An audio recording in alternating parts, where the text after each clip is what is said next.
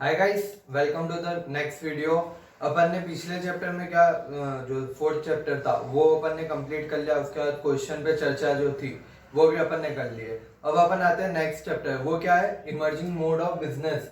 मतलब क्या बिजनेस जो मॉडर्न एरा में है ना, कि अभी अब किस टाइप का बिजनेस चल रहा है, किस टाइप से बिजनेस की ग्रोथ हो रही है, वो पढ़ेंगे अपन कि यार कौन सा नया टाइप ऑफ बिजनेस आया है।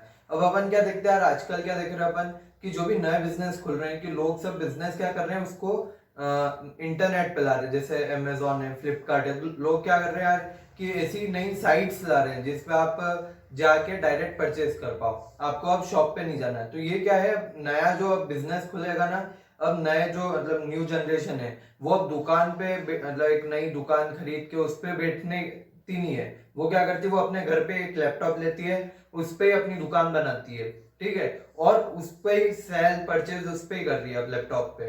तो अब ये क्या नया जनरेशन है। अब वो पुराने जनरेशन जैसे नहीं, क्या दुकान पे बैठो, एक एक कस्टमर के लिए वेट करो, एक एक को बुलाओ, वो करो, ऐसा नहीं है। उनकी अब सोच क्या हो गई, ग्लोबल हो गई है।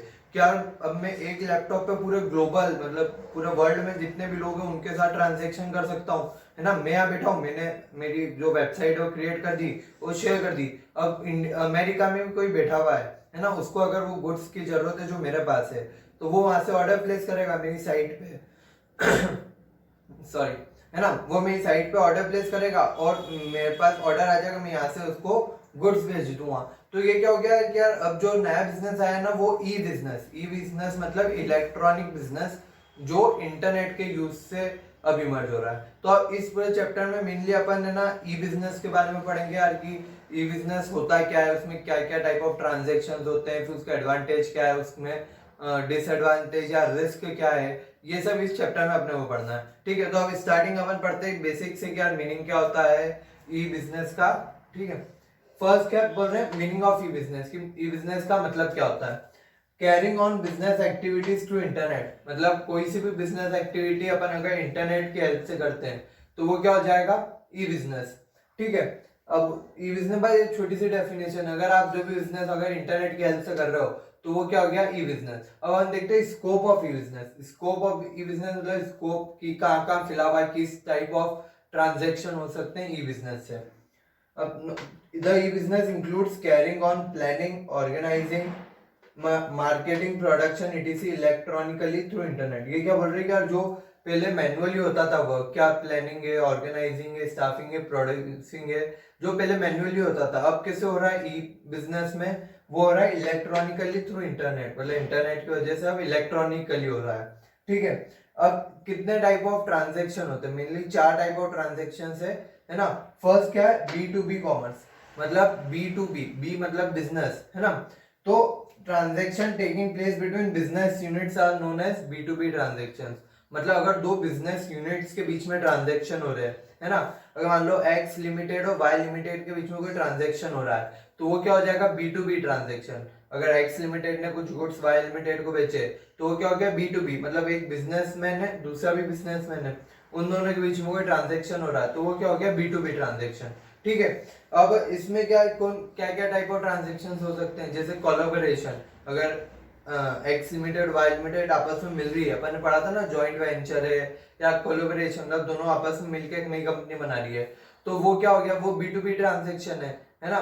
फिर और क्या हो गया, second supplying of raw material by one unit to another business unit, मतलब एक बिजनेस यूनिट रॉ मटेरियल दूसरे बिजनेस यूनिट को दे रही है, तो वो भी क्या हो जाता है, बी टू बी। और फिर उसके बाद क्या आता है कि इनवाइटिंग टेंडर्स, जैसे अपन अब देखते पहले क्या होता था, टेंडर फॉर्म आपको मैनुअल भरने पड़ते थे, पर अब जो भी गवर्नमेंट के टेंडर है या फिर अगर बड़े बड़ी बिजनेस है उनके भी जो टेंडर है वो क्या होगा, ऑनलाइन होगा। ऑनलाइन वो पोर्टल रहता है, पोर्टल पे आपको टेंडर के वो बीट चलते देती है। अगर आपको बीट करना है तो पहले आप उनको एप्लीकेशन दे दो कि हमको बीट करना है, वो आपको एक्सेस दे देंगे उसका लिंक का, तो आप वो लिंक से वहां पे जाके बीट कर सकते हो कि यार वो बोल रहे कि मतलब किसी पार्टी ने बोला कि 1001 में मैं आपको सामान बेचूंगा, अपन ने बोला कि नहीं मैं 990 में बेचूंगा, है ना।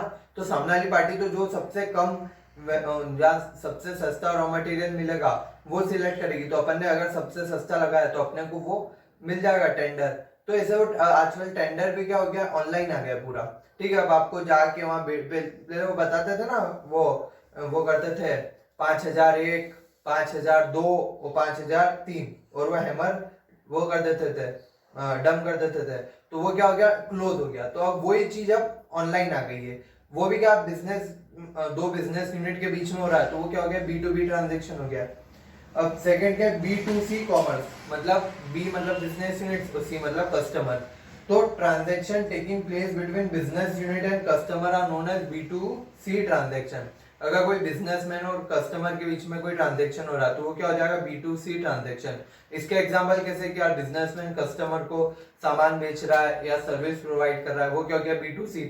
और क्या आता है इसमें, आफ्टर सेल सर्विस, मतलब कि जैसे ये प्रोवाइड करते हैं ना वारंटी 1 साल की, एसी की वारंटी, कि आपको अगर एसी में कुछ भी दिक्कत आती है तो 1 साल तक हमारा जो वो है सेल्समैन या सर्विसमैन है वो आके सही करके जाएगा एसी। तो ये क्या है, आफ्टर सेल सर्विस, मतलब उन्होंने सेल कर दिया आपको, उसके बाद जो सर्विस प्रोवाइड हो रही है वो भी बिजनेसमैन से आपके थ्रू आपके तक आ रही है ना, बिजनेसमैन टू कस्टमर।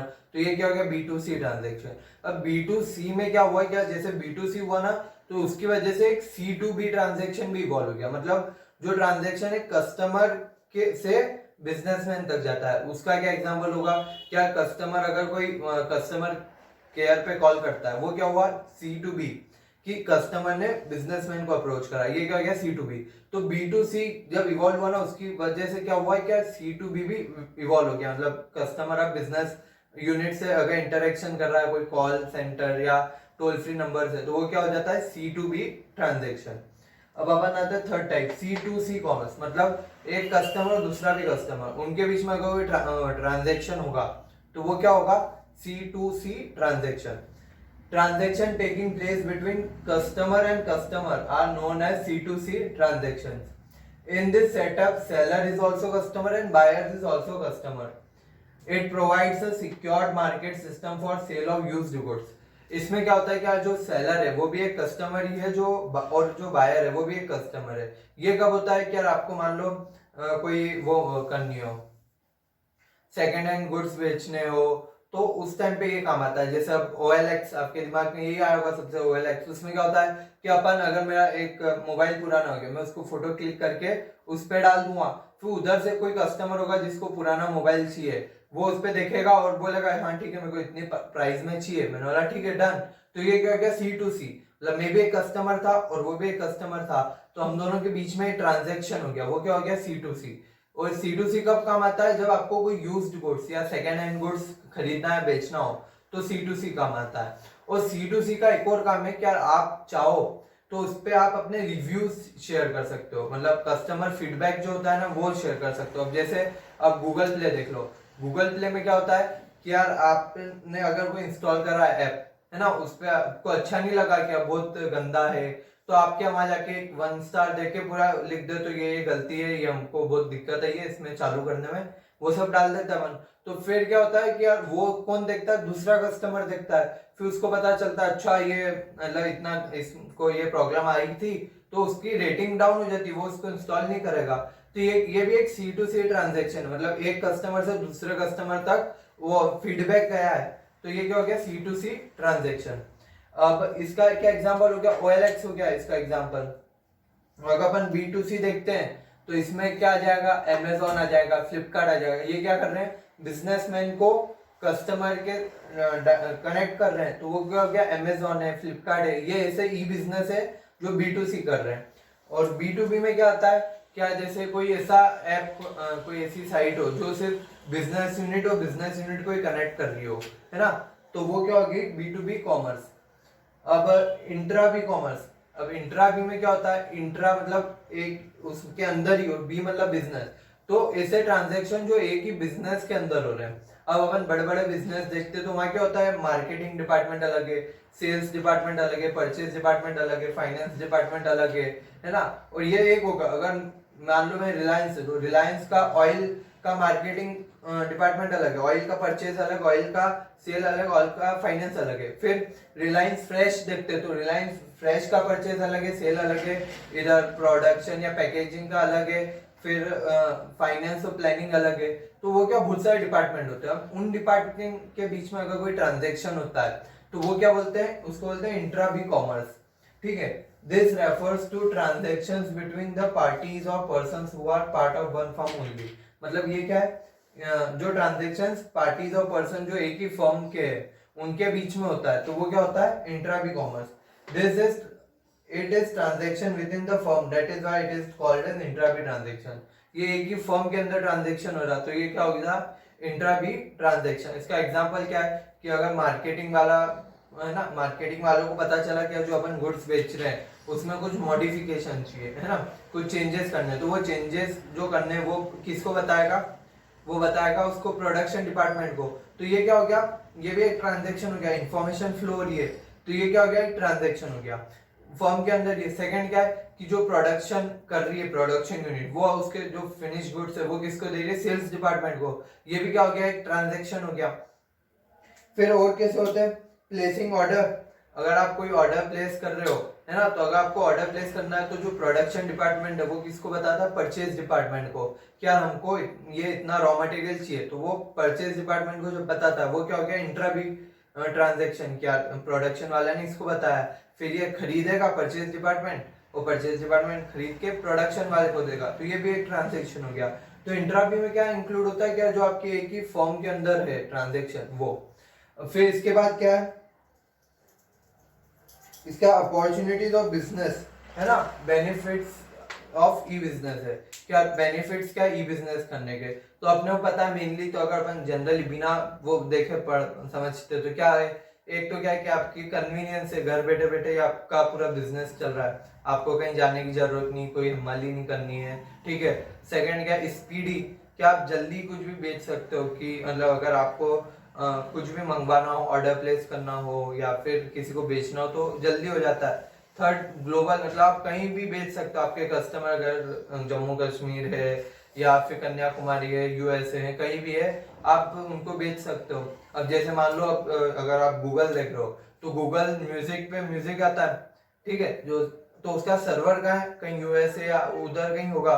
पर अपने को अगर आज खरीदना है तो अपन उसको पे कर देंगे, उसका सब्सक्रिप्शन जो भी फीस है 400-300 जो भी है इसकी, वो पे करके अपन ने सब्सक्रिप्शन ले लिया, अपन यही डाउनलोड कर सकते हैं। तो ये भी वही हुआ ना ट्रांजेक्शन।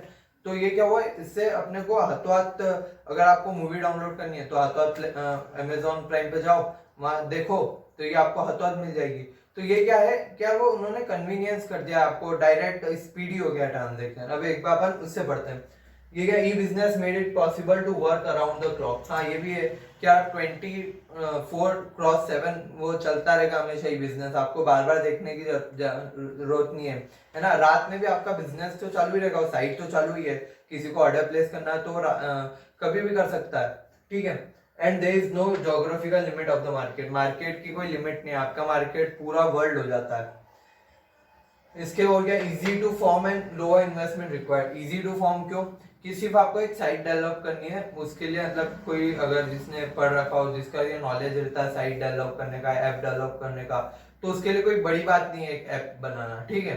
तो इजी टू फॉर्म और लो इन्वेस्टमेंट। इन्वेस्टमेंट क्या लगी, कुछ नहीं, बस एक जो ऐप की कॉस्ट थी, आपकी एक वेबसाइट की कॉस्ट थी, वो लगी है बस अभी तक, और आपकी चालू हो गई। पर अगर अपन नॉर्मल मैनुअल बिजनेस देखते हैं उसमें क्या होता है, आपको एक शॉप खरीदनी पड़ती है, रेंट पे लेनी पड़ती है, फिर फर्नीचर खरीदो, फिर आपको गुड्स शोपीस के लिए जो दिखाने, सैंपल के लिए दिखाने वो रखो, फिर गोडाउन में माल स्टोर करो, वो सब करना पड़ता था। पर अभी इसमें क्या, आपने बस साइट बना ली, उधर से अगर कोई ऑर्डर आया तभी आप गए अपने सप्लायर के पास, तो उससे सामान ले लिए, ठीक है। तो ये क्या, वो आपको ज्यादा वो इन्वेंटरी मेंटेन करने की जरूरत नहीं है। अगर आपका वो ट्रेडिंग बिजनेस है कि उससे खरीद के अपने को उसको बेचना है, तो बस उसका सामने कस्टमर का ऑर्डर आया तो अपन ने हाथों हाथ सप्लायर का ऑर्डर दे दिया, उधर से डायरेक्ट कलेक्ट करके अपने कस्टमर को पहुंचा दिया। तो ये क्या है, वो हो गया अपना, एक तो इन्वेस्टमेंट भी कम लगा और इजी भी है। कन्वीनियंस, क्या आप घर बैठे बैठे पूरा बिजनेस चला सकते हो, आपको कहीं जाने की जरूरत नहीं है। स्पीड, स्पीड मैंने पहले ही बताया क्या, इसमें जो ट्रांजेक्शन की स्पीड है जल्दी रहेगी नॉर्मल से। ग्लोबल रीच, आप यहाँ बैठे बैठे यूएसए, यूके, चाइना, ये कहीं के भी कस्टमर के साथ ट्रांजेक्शन कर सकते हो, ये क्या हो गया, ग्लोबल रीच।